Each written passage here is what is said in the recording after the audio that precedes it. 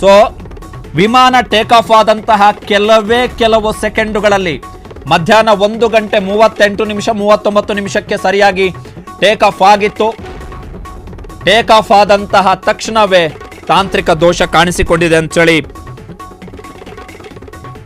Departed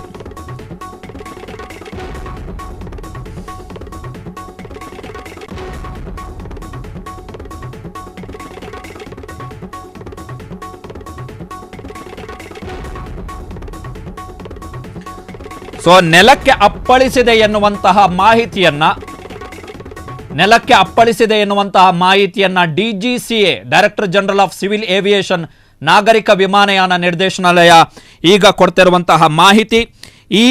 ಆಮೇಲೆ ಈ ಪತನದ ಬಳಿಕ ಡೆಬ್ರಿಸ್ ಈಗ ಪಕ್ಕದಲ್ಲಿ ಏನು ಕಾಣಿಸ್ತಾ ಇದೆ ನಿಮಗೆ, ಅದ್ರ ವಿಮಾನದ ಅವಶೇಷಗಳು, ಆ ಅವಶೇಷಗಳನ್ನು ತೆಗೆದು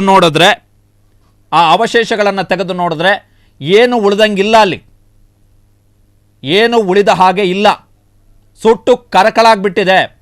ಇದು ನೀವು ನೋಡ್ತಾ ಇರುವಂಥದ್ದು ವಿಮಾನ ಪತನದ ಲೈವ್ ದೃಶ್ಯ. ಲೈವ್ ಅಂದರೆ ಈಗ ಆಗಿದ್ದಲ್ಲ, ಮಧ್ಯಾಹ್ನ 1:39 ಆದಂತಹ ಘಟನಾವಳಿ ಇದು, ದುರಂತ. ಪಕ್ಕದಲ್ಲಿ ನೀವು ನೋಡ್ತಾ ಇರುವಂಥದ್ದು ಪತನದ ಬಳಿಕ ಅದರ ಅವಶೇಷ ಸುಟ್ಟು ಕರಕಲಾಗ್ಬಿಟ್ಟಿದೆ. ಅತ್ಯಂತ ದೊಡ್ಡ ದುರಂತ ಇದು.